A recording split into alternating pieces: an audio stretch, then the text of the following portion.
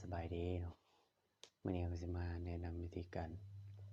ตั้ง Facebook เนาะใครที่บ่ทันมี Facebook เนาะบ่ควรพลาดคลิปนี้เนาะเข้าเบิ่งเลยเนาะก่อนอื่นเราก็สิไปที่ Play Store เนาะดาวน์โหลด Facebook เขียนเป็นภาษาไทยก็ได้เนาะ Facebook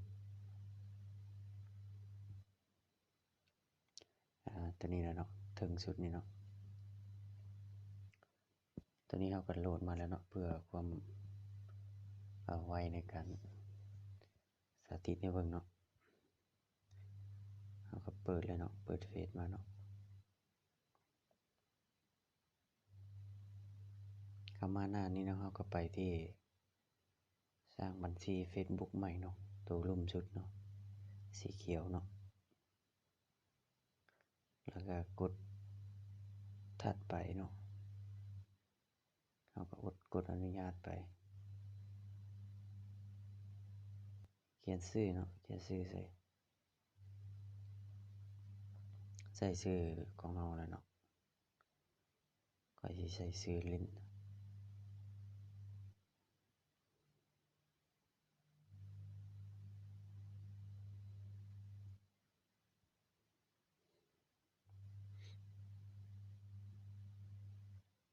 เป็นภาษา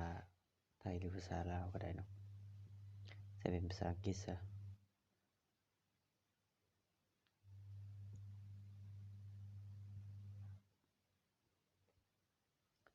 กดถัดไปเนาะตัวนี้ก็ใส่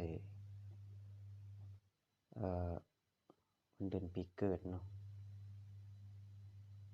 ใส่ตามความจริงแล้วเนาะ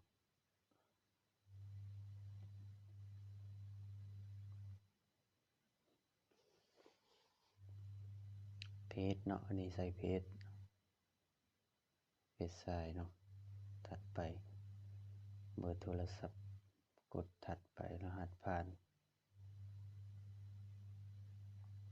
แล้วแต่เราสิใส่เนาะทีนี้เราจะใส่เป็นเบอร์โทรศัพท์เอาจังชื่อง่ายเนาะเบอร์โทรศัพท์ของเราเนาะ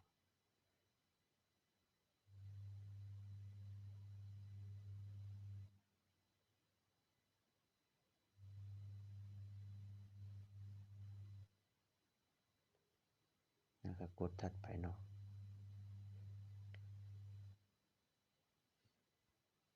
สมัครใช้งานต่อให้สำเร็จเนาะตัวนี้สมัครใช้งานเนาะ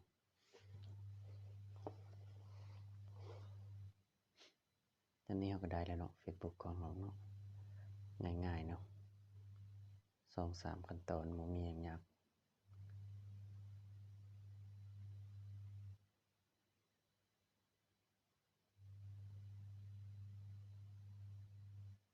ตอนนี้เราก็เข้ามาเรียบร้อยแล้วเนาะเข้ามาที่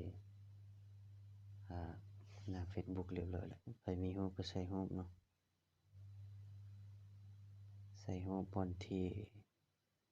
นี่เนาะก็ไว้บน3 ขีดทางขวามือเนาะแล้วกดเข้าไป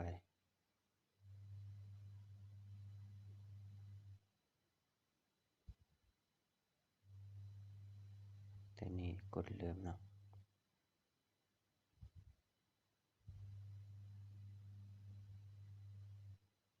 ตัวนี้มันใส่ข้อมูลนั่นเนาะเมืองที่เกิดเราก็กดใส่เนาะกดใส่เมืองเกิดของเรา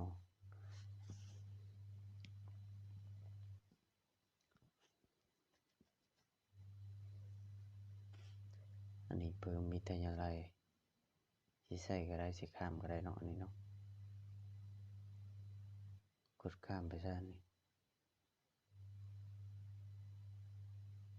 นี้ใส่เรือรูปเนาะเราสิใส่รูปต้องกดบนเป็นกองถ่ายรูป